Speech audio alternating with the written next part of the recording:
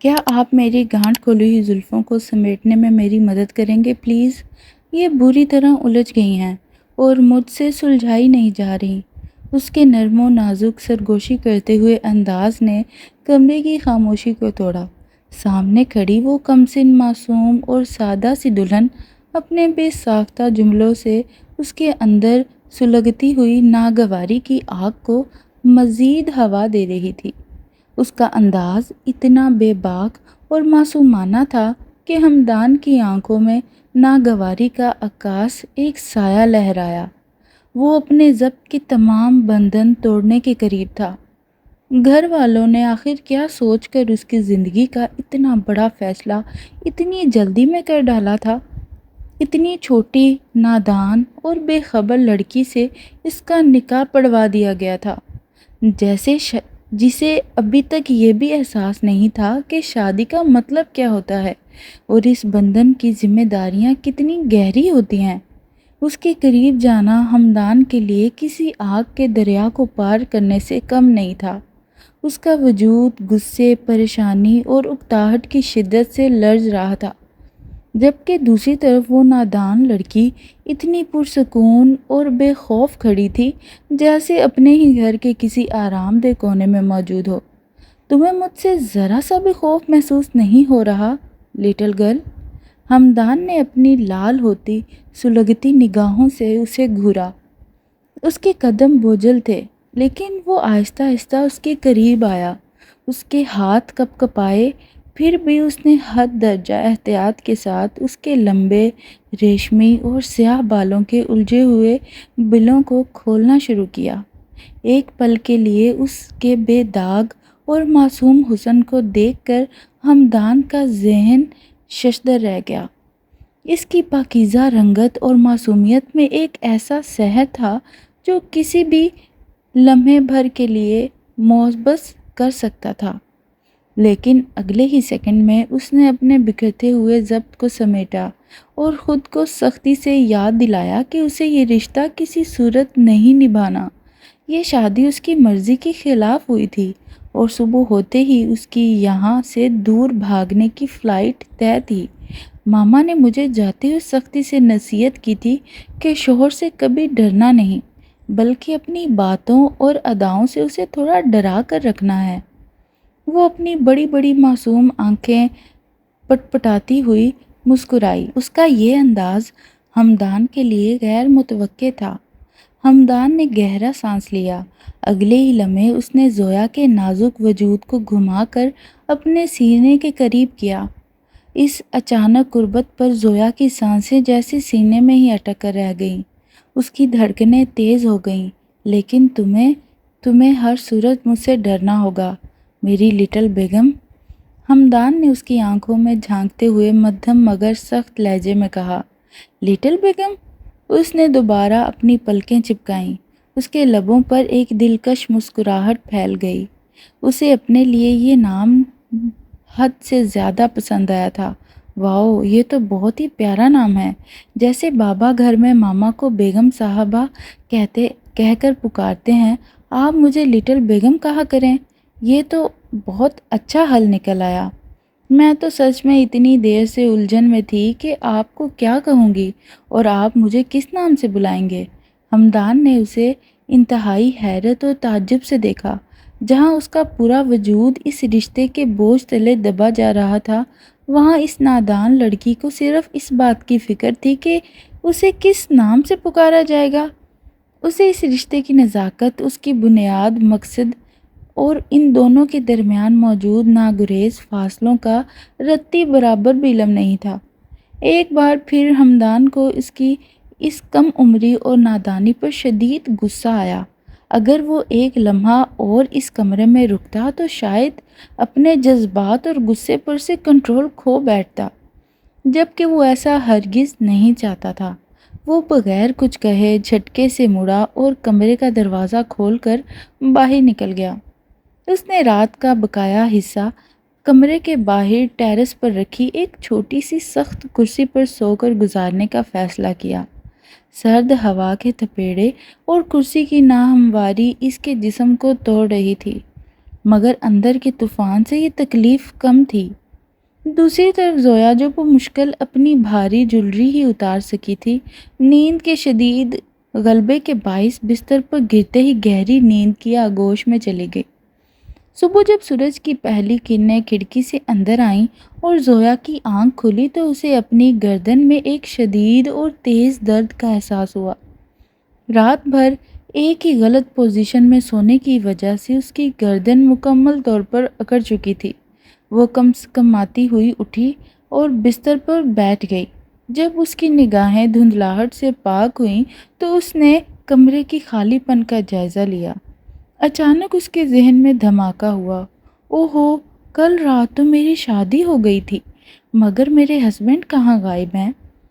پھر اسے دھندلا سا یاد آیا کہ وہ تو رات کو ہی کمرے سے باہر چلے گئے تھے۔ ہائے زویا، یہ تو نے کیا حماقت کر دی! پوری رات تیرا شوہر باہر رہا اور تو نے دروازہ تک کھول کر دیکھنے کی زحمت نہیں کی۔ وہ گھبرا کر جلدی سے اٹھی اور دروازہ کھول کر ٹیرس کی طرف بھاگی۔ سامنے ہی وہ سخت کرسی پر ایک طرف سر ٹھکائے بے سیٹ سو رہا تھا۔ زویا نے آگے بڑھ کر اس کا کندھا زور سے ہلایا۔ ہمدان بڑبڑا کر اٹھ بیٹھا۔ اس کی آنکھیں سرخ تھیں اور چہرے پر تھکن کے تاثرات صرف صاف نمایاں تھے۔ کیا ہوا؟ اس نے زویا کو ابھی تک رات والے بھاری عروسی لباس میں ملبوس دیکھا تو حیرت سے پوچھا، تم نے ابھی تک کپڑے چینج نہیں کیے؟ آپ نے بھی تو رات سے اپنے کپڑے نہیں بدلے۔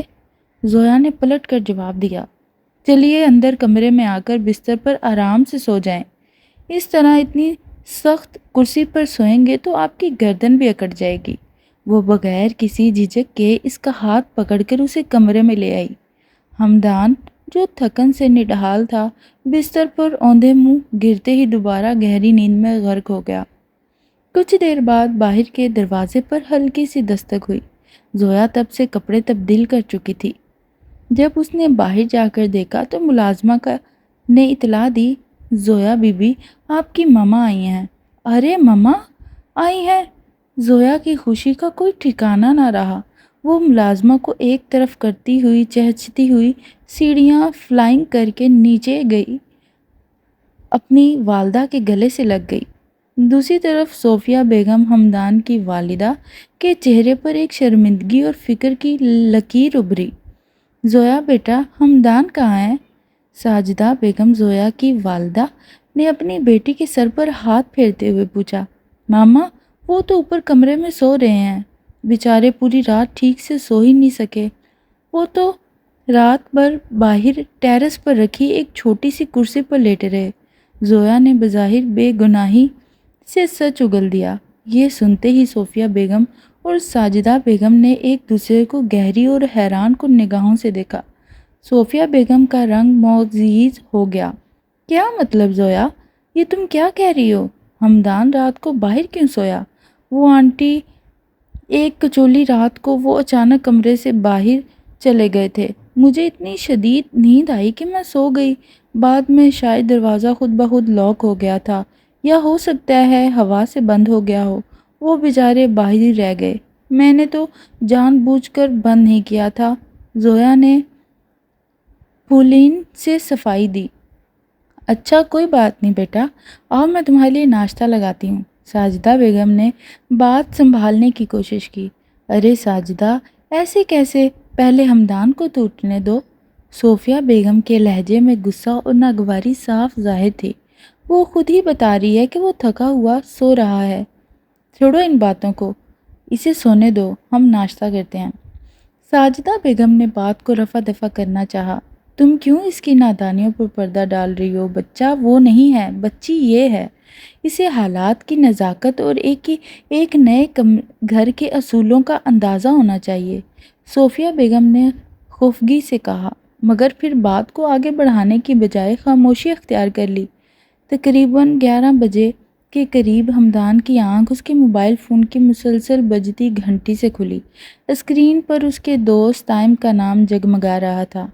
سائم کا فون دیکھتے ہی ہمدان کے ذہن میں کل رات کی ساری صورتحال ایک دھماکے کی طرح گونج گئی۔ اس کی فلائٹ، اس کا فرار کا منصوبہ اور اس گھر کی دم گھٹتی فضا، سب کچھ اس کے سامنے روشن ہو گیا۔ وہ فوراً جھٹکے سے اٹھ کر بیٹھ گیا۔ اس نے جلدی سے کمرے کے چاروں طرف نگاہ دوڑائی۔ زویا وہاں موجود نہیں تھی۔ اس نے سکون کا ایک لمبا سانس لیا اور خدا کا شکر ادا کیا۔ اگر وہ اس کے سامنے ہوتی تو اس کا ذہن پھر الجھن کا شکار ہونے لگتا، مگر ابھی اس نے بمشکل سکون کی سانس ہی لی تھی کہ دروازہ کھلا اور زویا ہاتھ میں ناشتے کی ٹرے لیے اندر داخل ہوئی۔ ہمدان کے چہرے کے تاثرات سیکنڈوں میں بدل گئے۔ ابھی کچھ دیر پہلے جس سکون کا اس نے شکر ادا کیا تھا وہ غصے اور زچگی میں تبدیل ہو گیا۔ یہ لڑکی آخر ہر وقت اس کے آمنے سامنے کیوں آ جاتی ہے؟ ماما نے آپ کے لیے یہ ناشتہ بھیجا ہے، چلیے جلدی سے اٹھیں اور ناشتہ کر لیں۔ And I am really sorry, میری وجہ سے رات کو آپ کو اتنی تکلیف اٹھانی پڑی اور باہر سونا پڑا۔ آپ کی گردن میں درد تو نہیں ہو رہا؟ وہ اپنے ہاتھ سے اپنی ہی گردن کو مسلتے ہوئے درد کا اظہار کرنے لگی۔ میرے تو یہاں شدید درد ہو رہا ہے، پوری رات میں بیڈ پر عجیب طریقے سے سوئی رہی۔ تو تم سیدھی ہو کر کیوں نہیں سوئی؟ ہمدان نے خفگی سے پوچھا۔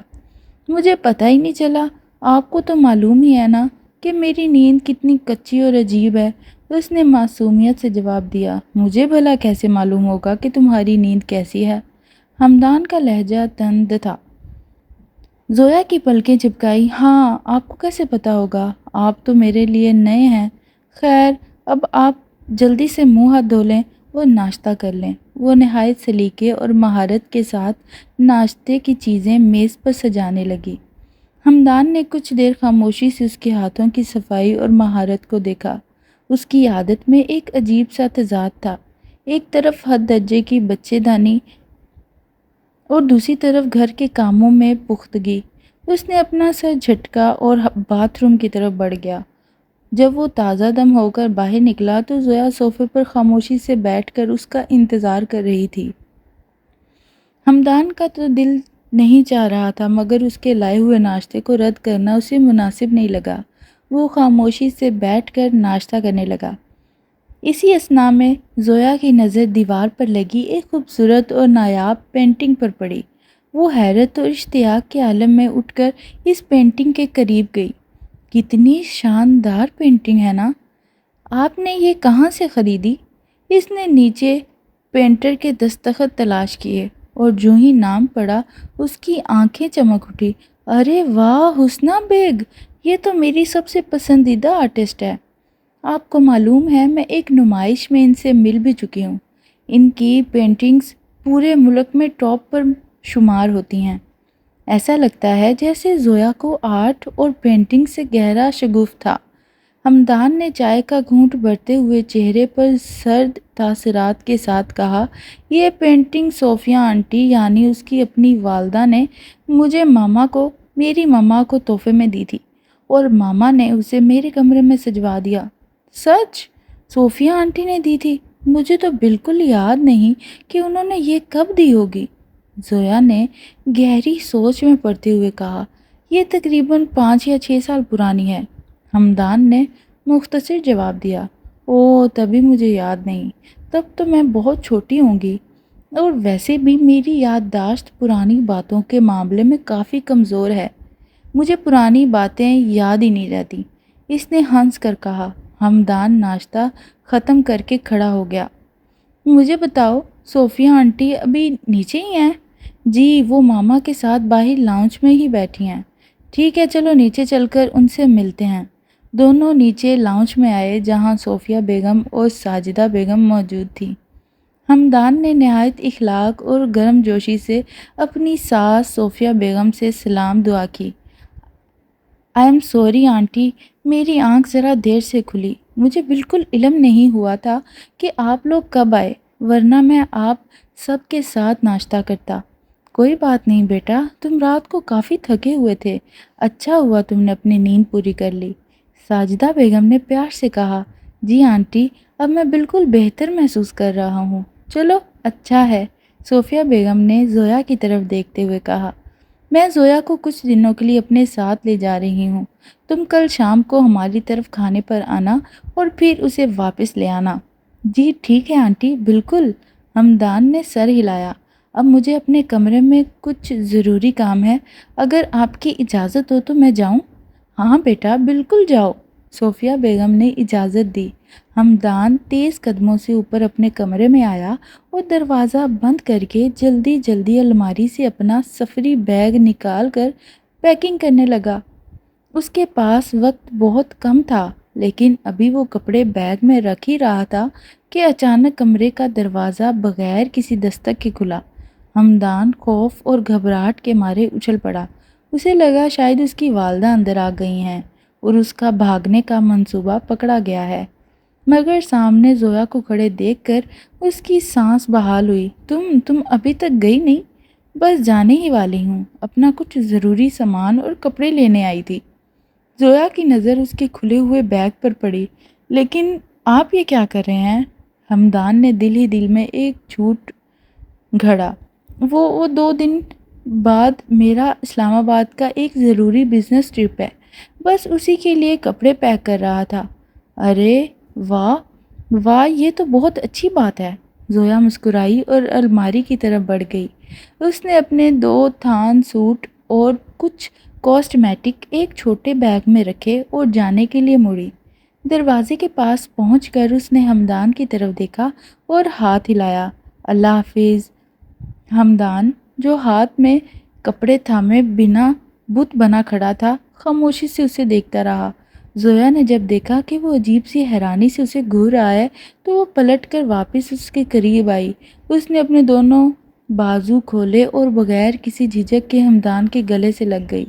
Good bye. ہمدان کا پورا وجود اس مفلوج کر دینے والی لمس سے سخت میں آ گیا۔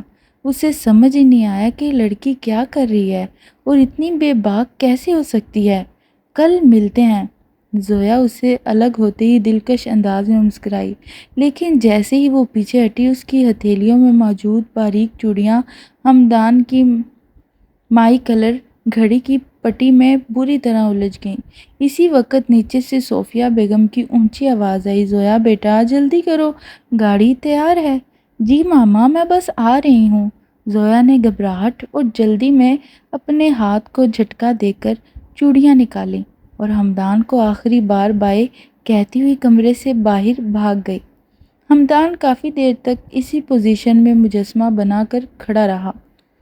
اس کے دل کی دھڑکنیں غیر معمولی طور پر تیز تھیں۔ ابھی وہ اس کیفیت سے نکل ہی نہیں پایا تھا کہ اسے باہر راہداری میں اپنی والدہ کے سخت قدموں کی چاپ سنائی دی۔ اس نے بجلی کی تیز اپنا ادھورا بیگ بند کیا اور اسے بستر کے نیچے دھکیل دیا۔ اگلے ہی لمحے اس کی والدہ کمرے میں داخل ہوئیں۔ ان کے چہرے کے تاثرات انتہائی برہم تھے۔ ہمدان، یہ تم نے کیا ڈرامہ رچا رکھا ہے؟ کیا ہوا ماما؟ میں نے کیا کیا؟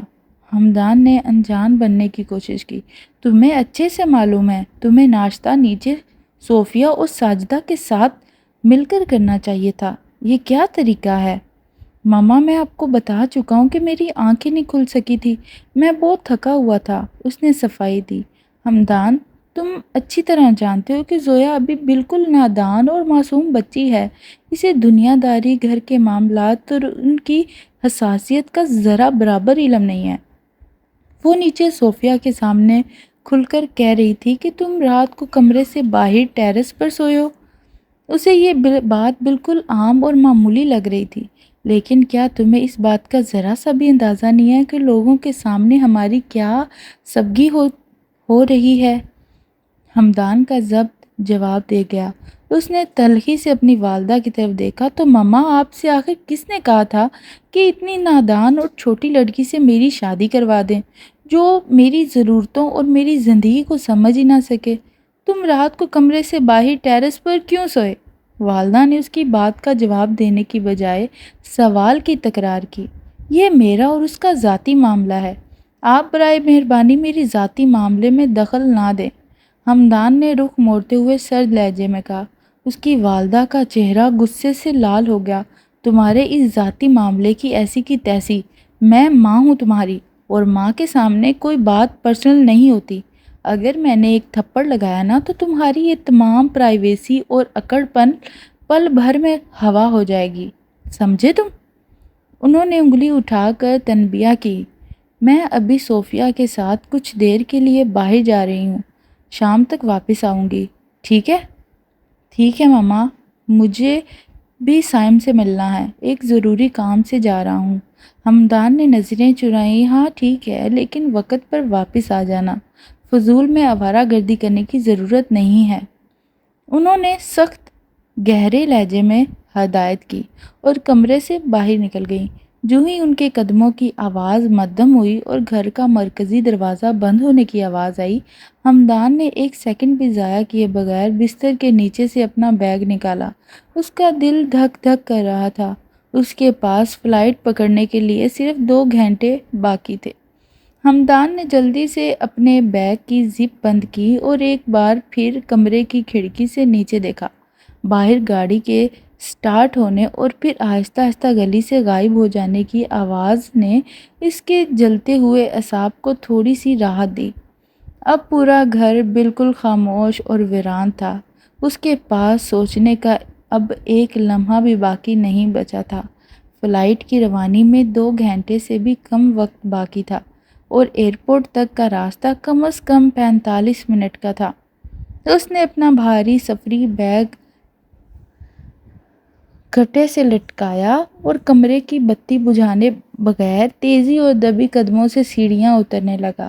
لاؤنج کے وسط میں پہنچ کر اس نے ایک آخری بار اسے چمکتے دمکتے ڈرائنگ روم اور دیواروں پر سجی خاندانی تصویروں کی طرف دیکھا۔ اس کا دل عجیب سی الجھن کا شکار تھا، لیکن اس کی عقل اسے پکار پکار کر کہہ رہی تھی کہ اگر وہ آج اس زبردستی نکاح اپنی والدہ کی لکھی ہوئی اس تقدیر سے نہ بھاگا تو پوری زندگی کے لیے اس حبس زدہ فضا میں گھٹ کر رہ جائے گا۔ وہ مرکزی دروازے کا لاک کھول کر باہر نکل آیا۔ گلی میں ہلکی سی دھوپ پھیلی ہوئی تھی۔ اس نے گلی کے موڑ پر کھڑی اپنی گاڑی کو ان لاک کیا، بیگ پیچھے والی نشست پر پھینکا اور ڈرائیونگ سیٹ پر بیٹھ کر سیلف مارا۔ گاڑی کی سیلنسر سے نکلتا ہوا دھواں اور ٹائروں کی گڑگڑاہٹ اس کے فرار کی پہلی علامت تھی۔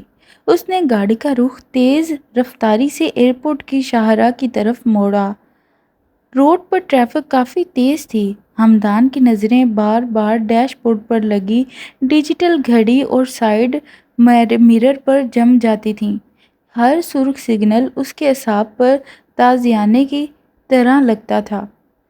اس نے سائم کو کال ملانے کے لیے فون اٹھایا، جو پچھلے 20 منٹ سے اس کی پیغامات کا انتظار کر رہا تھا۔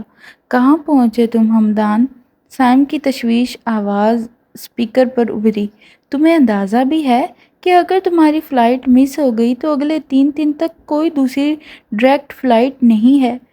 میں مین بلیڈ پر ہوں سائم، ہمدان نے سمی الیکٹرانکس کے بڑے بورڈ کے پاس سے گاڑی تیزی سے گزارتے ہوئے کہا۔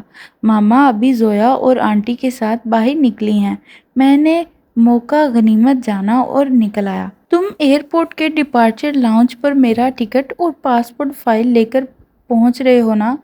ہاں، میں پچھلے آدھے گھنٹے سے یہاں تمہارا انتظار کر رہا ہوں، سائم نے گہرا سانس لیتے ہوئے کہا۔ لیکن ہمدان، ایک بار پھر سوچ لو، یہ جو تم قدم اٹھانے جا رہے ہو اس کا انجام بہت برا ہو سکتا ہے۔ آنٹی صوفیہ جب گھر واپس آئیں گی اور انہیں تمہاری اس حرکت کا پتہ چلے گا تو وہ زویا اور اس کے گھر والوں کے سامنے کس منہ سے کھڑی ہوں گی؟ تم نے اس نادان لڑکی کے بارے میں سوچا ہے؟ اس کی کیا غلطی ہے؟ ہمدان کی گرفت اسٹیئرنگ وہیل پر سخت ہو گئی۔ اس کی آنکھوں میں ایک دم تلخی تیر گئی۔ غلطی اس کی نہیں ہے سائم، اور غلطی میری بھی نہیں ہے۔ غلطی اس فیصلے کی ہے جو میرے سر پر زبردستی تھوپا گیا۔ میں کسی 18 سالہ بچی کا ہسبینڈ بن کر اپنی پوری زندگی تباہ نہیں کر سکتا۔ جس لڑکی کو یہ بھی نہیں معلوم کہ رشتے کی نوعیت کیا ہوتی ہے، اس کے ساتھ میں اپنے آنے والے کل کی بنیاد کیسے رکھ سکتا ہوں؟ وہ میرے لیے صرف ایک بوجھ ہے اور میں یہ بوجھ مزید نہیں اٹھا سکتا۔ تم بس ڈپارچر پر میرا انتظار کرو، میں 10 منٹ میں پہنچ رہا ہوں۔ اس نے کال کاٹ دی اور گاڑی کی رفتار مزید بڑھا دی۔ لیکن قسمت کا کھیل کچھ اور ہی تھا۔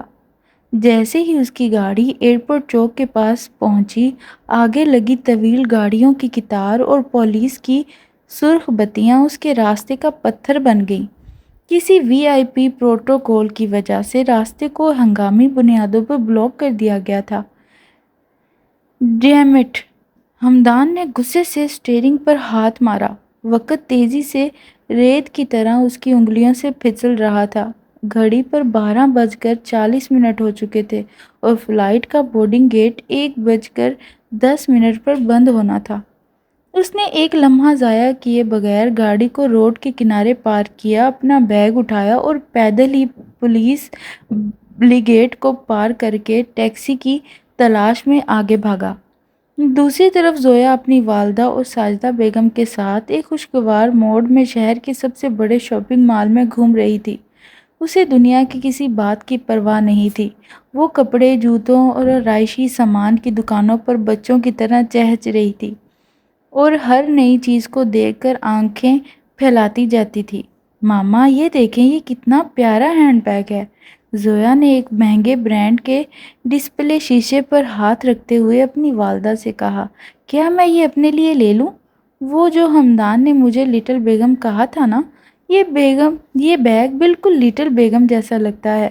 صوفیہ بیگم، جو پچھلے کچھ دیر سے ہمدان کے رویے کو لے کر اندر ہی اندر گھٹ رہی تھی، زویا کی اس معصومانہ اور بے ساختہ بات پر اپنا غصہ ضبط نہ کر سکی۔ انہوں نے زویا کا ہاتھ تھوڑا سختی سے پکڑا اور اسے ایک طرف لائیں۔ زویا بیٹا، تم ہر بات میں ہمدان کا ذکر لانا بند کرو گی؟ ان کے لہجے میں سختی دیکھ کر زویا کا کھلتا ہوا چہرہ لمحے بھر میں مرجھا گیا۔ کیا ہوا ماما؟ میں نے کچھ غلط کہہ دیا؟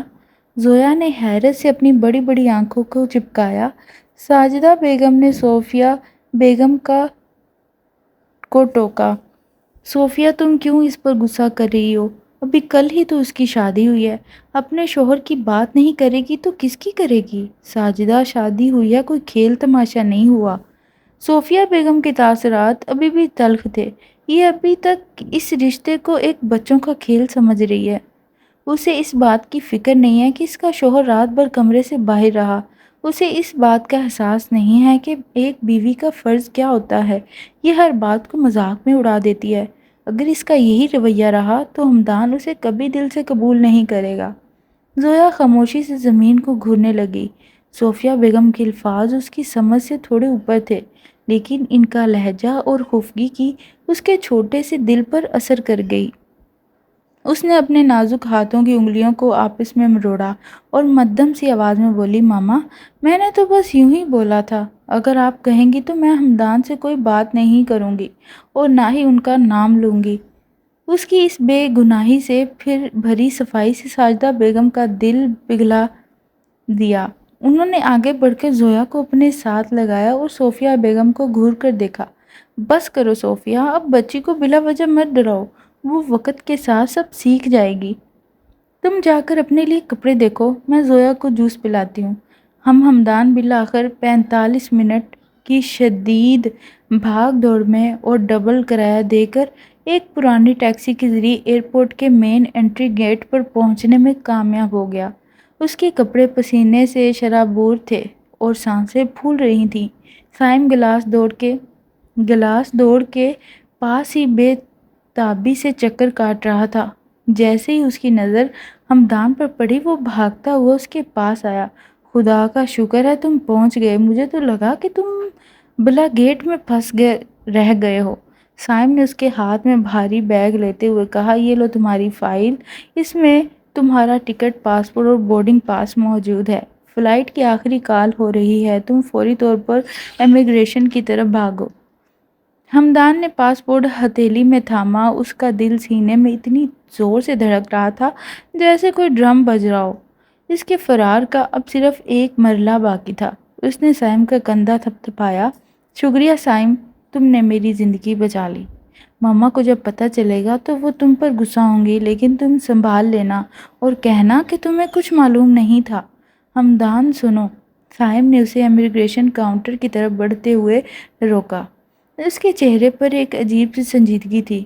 ایک بات میری ہمیشہ یاد رکھنا، کچھ فیصلے ہم اپنے ذہن میں یہ سوچ کر لیتے ہیں کہ ہم آزاد ہو رہے ہیں، لیکن وہ آزادی ہمیں زندگی بھر کے لیے کسی نامعلوم پچھتاوے کی جیل میں قید کر دیتی ہے۔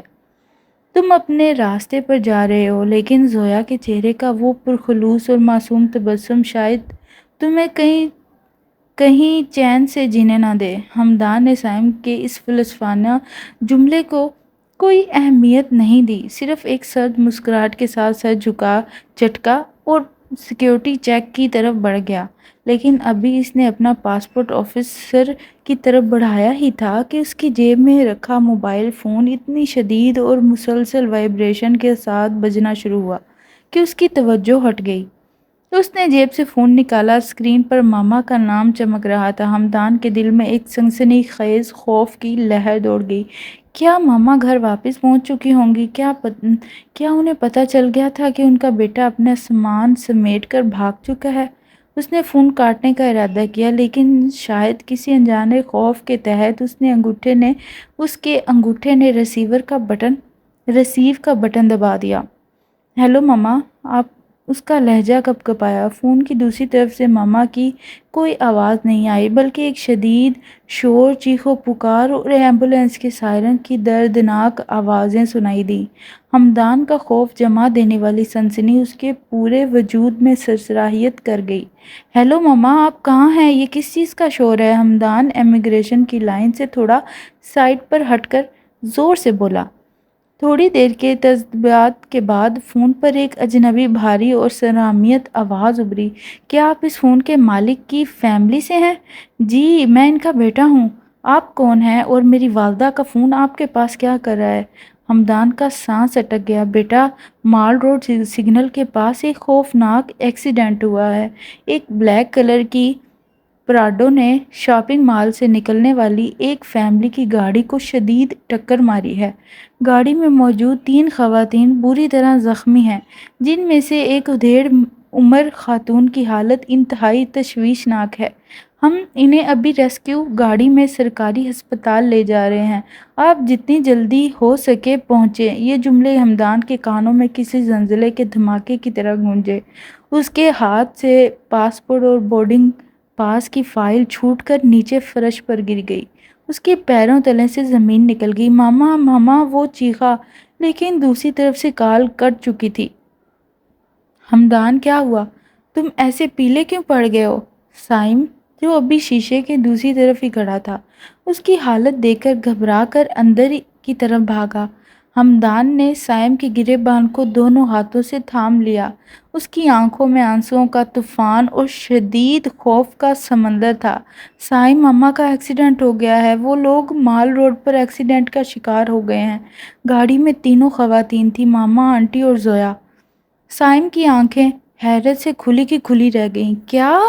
ہمدان نے فرش پر پڑا اپنا پاسپورٹ اور بیگ چھوڑا اور بغیر کسی پرواہ کے ایئرپورٹ کے ایگزٹ گیٹ کی طرف اندھا دھند بھاگنا شروع کر دیا۔ فلائٹ بھاگنے کا منصوبہ، آزادی اور اس کے تمام غرور ایک سیکنڈ میں خاک میں مل چکے تھے۔ اس کے ذہن میں صرف ایک ہی تصویر گھوم رہی تھی، اس کی والدہ کا چہرہ اور وہ نادان معصوم لڑکی جس کے ہاتھوں میں چوڑیاں صبح اس کی گھڑی میں اٹک گئی تھیں۔ ہسپتال کا شعبہ حادثات، ایمرجنسی وارڈ، خون، دوائیوں کی بو اور افراتفری سے بھرا ہوا تھا۔ ہمدان جب وہاں پہنچا تو اس کے کپڑے دھول سے اٹ ہوئے تھے اور چہرے پر حواس باختی کا عالم تھا۔ سائم بھی اس کے بالکل پیچھے تھا۔ ڈاکٹر، میری والدہ صوفیہ بیگم کہاں ہیں اور وہ لوگ کہاں ہیں جو مال روڈ کے ایکسیڈنٹ میں لائے گئے تھے؟ ہمدان نے ریسیپشن پر موجود نرس کی میز پر ہاتھ مارتے ہوئے چیخ کر پوچھا۔ سر، آرام سے بات کریں۔ مال روڈ ایکسیڈنٹ کی 2 خواتین آپریشن تھیٹر نمبر 3 میں ہیں اور ایک چھوٹی لڑکی جو ICU میں شفٹ کی گئی ہے، نرس نے رجسٹر پر نظر دوڑاتے ہوئے جلدی سے بتایا۔ ہمدان کے قدم خود بخود ICU کی طرف اٹھے۔ اس کا دل سینے سے باہر نکلنے کو تھا۔ اس نے شیشے کے دروازے سے اندر جھانکا۔ وہاں بستر پر وہ معصوم وجود لیٹا ہوا تھا جس کے سر پر سفید پٹیاں بندھی تھیں اور چہرے پر کئی جگہوں پر سائے اور زردگی چھائی ہوئی تھی۔ اس کے نازک ہاتھ پر ڈرپ لگی ہوئی تھی اور وہی چوڑیاں جو صبح چمک رہی تھیں اب ٹوٹ کر اس کے بازو پر زخموں کے نشان چھوڑ چکی تھی۔ وہ زویا تھی، بے سد، بے ہوش اور ساکت۔ ہمدان کا وجود کانپ اٹھا۔ وہ آہستہ سے دروازہ دھکیل کر اندر داخل ہوا۔ اس کے قدم بوجھل تھے۔ وہ بستر کے قریب آیا اور زویا کے بے جان ٹھنڈے ہاتھ کو اپنے کپکپاتے ہاتھوں میں لیا۔ لٹل بیگم۔ اس کے لبوں سے ایک دبی ہوئی دردناک سرگوشی نکلی۔ زویا کے ماتھے پر درد کی ہلکی سی شکن ابھری، لیکن اس کی آنکھیں نہ کھلیں۔ ہمدان کی آنکھوں سے ایک گرم آنسو ٹپک کر زویا کی ہتھیلی پر گرا۔ اسی لمحے ہمدان کو محسوس ہوا جیسے اس کا فرار کا فیصلہ ایک بہت بڑی گناہ کی مانند اس کی روح پر نقش ہو گیا تھا، اور قدرت نے اسے ایسی سزا دی تھی جس کی اس نے کبھی توقع نہیں کی تھی۔ تھوڑی دیر بعد آپریشن تھیٹر کا کمرہ کا دروازہ کھلا اور ساجدہ بیگم، زویا کی والدہ، باہر نکلی۔ ان کا بازو پر پٹی بندھی تھی اور وہ رو رہی تھی۔ ہمدان بھاگ کر ان کے پاس گیا۔ آنٹی، ماما کیسی ہیں؟ ماما ٹھیک ہے نا؟ اس کی آواز رند تھی۔ ساجدہ بیگم نے ہمدان کو دیکھا اور ان کا رویہ اچانک سخت ہو گیا۔ انہوں نے اپنا ہاتھ ہمدان کے سینے پر رکھ کر اسے پیچھے دھکیلا۔ ان کی آنکھوں میں شدید خفی اور نفرت کے اثرات تھے۔ دور رہو ہم سے ہمدان، ساجدہ بیگم نے روتے ہوئے غصے سے کہا۔ اگر آج میری بیٹی اور صوفیہ کی یہ حالت ہوئی ہے تو اس کے ذمہ دار صرف اور صرف تم ہو۔ ہمدان سخت کے عالم میں انہیں دیکھنے لگا۔ میں نے کیا کیا آنٹی؟ تمہیں کیا لگا تھا کہ ہم اندھے ہیں؟ ساجدہ بیگم کی آواز پورے راہداری میں گونجی۔ صوفیہ کو صبح سے پتہ چل گیا تھا کہ تم اپنے روم سے بیگ نکال کر کہیں جانے کی تیاری کر رہی ہو۔ وہ مال میں بھی مسلسل تمہارے موبائل پر فون کالز کر رہی تھی۔ اس کا ذہن اور دھیان ڈرائیونگ پر نہیں تھا۔ وہ پریشانی میں گاڑی چلا رہی تھی اور اس کا بیٹا اسے بتائے بغیر گھر چھوڑ کر بھاگ رہا ہے۔ اسی پریشانی اور غفلت میں اس کی گاڑی دوسری سائیڈ سے آنے والی تیز رفتار گاڑی سے ٹکرا گئی۔ تم اپنی آزادی چاہتے ہو نا؟ تم اس نادان لڑکی سے جان چھڑانا چاہتے ہو نا؟ دیکھ لو تم نے ہم سب کو کس موڑ پر لا کر کھڑا کر دیا ہے۔ ساجدہ بیگم کی یہ باتیں ہمدان کے دل میں تیر کی طرح لگیں۔ وہ وہیں راہداری کی ٹھنڈی زمین پر گھٹنوں کے بل بیٹھ گیا۔ اس کے سامنے اس کی ماں کی زندگی اور موت کی جنگ جاری تھی، اور دوسری طرف وہ معصوم لڑکی جس کا کوئی قصور نہیں تھا، اس کے غلط فیصلے کی قیمت اپنے خون سے چکا رہی تھی۔ سائم نے آگے بڑھ کر ہمدان کے شانے کو تھاما، لیکن ہمدان اس وقت کسی کے کچھ کہنے یا سننے کی پوزیشن میں نہیں تھا۔ اس کا اپنا ضمیر اسے اندر سے نوچ رہا تھا۔ اس کا غرور، اس کی اکڑ اور اس کی تمام منقطیں ایک لمحے میں دم توڑ چکی تھیں۔ تقریباً 3 گھنٹے بعد آپریشن تھیٹر سے سینئر ڈاکٹر باہر نکلے۔ ان کے چہرے کے تاثرات انتہائی گھنٹریل تھے۔ ہمدان فوراً اٹھ کر ان کی طرف لپکا۔ ڈاکٹر، میری والدہ کیسی ہیں؟ ڈاکٹر نے اپنے دستانے اتارے اور ایک گہرا سانس لیا۔ دیکھیے، سر کی چوٹ بہت گہری ہے۔ ہم نے سرجری کر دی ہے اور اگست کے خون کا جمنا بھی صاف کر دیا ہے، لیکن وہ شاید صدمے میں ہیں۔ اگلے 24 گھنٹے ان کی زندگی کے لیے انتہائی اہم ہیں۔ اگر انہیں ہوش نہ آیا تو وہ کوما میں جا سکتی ہیں۔ ہمدان کو لگا جیسے اس کے سر پر آسمان آ گرا ہو۔ کوما؟ ڈاکٹر پلیز کچھ بھی کریں، میری والدہ کو بچا لیں۔ ہم اپنی پوری کوشش کر رہے ہیں سر، ڈاکٹر نے ہمدردی سے کہا۔ اور جو دوسری پیشنٹ ہیں زویا، ان کے اندرونی اعصاب پر صدمہ پہنچا ہے۔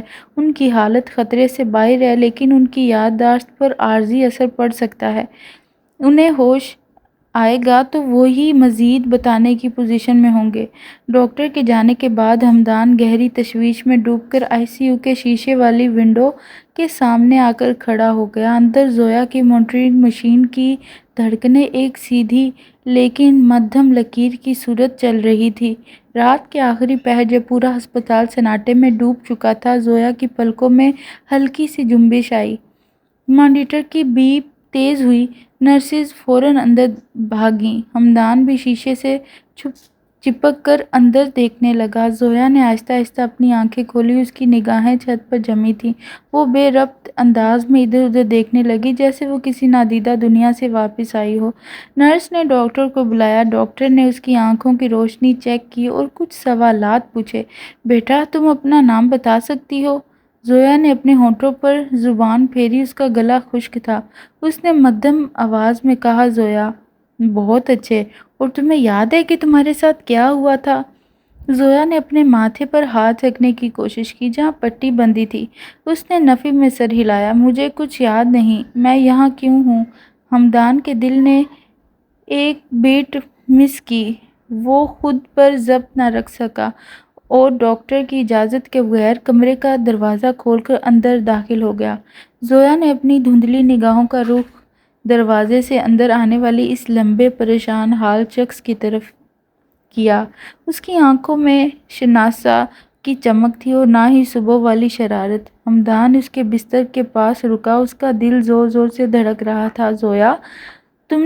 زویا نے اسے غور سے دیکھا، اس کے ماتھے پر شکنیں ابھریں۔ آپ کون ہیں؟ یہ 3 الفاظ ہمدان کے لیے کسی تازیانے سے کم نہیں تھے۔ جس لڑکی کی نادانی اور بچے دانی سے وہ صبح بھاگ رہا تھا، اب وہی لڑکی اسے پہچاننے سے بھی قاصر تھی۔ ہمدان کا دم گھٹنے لگا۔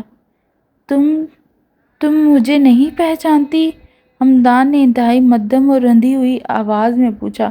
زویا نے کچھ یاد کرنے کی کوشش کی جس سے اس کے سر میں تیز درد کی لہر اٹھی۔ اس نے اپنا سر کو دونوں ہاتھوں سے تھام لیا اور تکلیف سے کرانے لگی۔ میرا سر، مجھے کچھ یاد نہیں۔ آپ کون ہیں؟ ماما کہاں ہیں؟ ڈاکٹر نے ہمدان کو فوراً پیچھے ہٹایا۔ سر، برائے مہربانی بیٹھ جائیں، ان کے دماغ پر زیادہ زور نہ ڈالیں، حالت بگڑ سکتی ہے۔ ہمدان الٹے قدموں باہر نکل آیا۔ راہداری کی دیوار سے ٹیک لگا کر وہ کھڑا رہا۔ اس کا دل دماغ سن ہو چکا تھا۔ ماما کومے کے کنارے پر کھڑی تھی اور وہ لڑکی جس سے وہ جان چھڑا کر فلائٹ پکڑنے والا تھا، اب اپنی یادداشت کے ایک حصے سے ہمدان کا نام و نشان مٹا چکی تھی۔ اس کا وہ غرور اور اپنے فیصلوں پر پختگی اب ایک تماشا بن کر رہ گئی تھی۔ سائم اس کے پاس آیا اور اس کے شانے پر ہاتھ رکھا۔ ہمدان، اب تم کیا کرو گے؟ فلائٹ تو نکل چکی ہے اور اب تمہارے سامنے ایک بالکل نئی اور تلخ حقیقت موجود ہے۔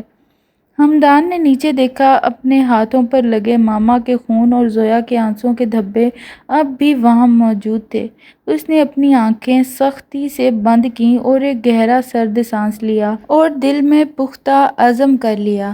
اس نے اپنے غرور کو بالکل ہمیشہ کے لیے مٹا دیا اور وہ اب ہسپتال میں ماما کی دیکھ بھال کرنے لگا۔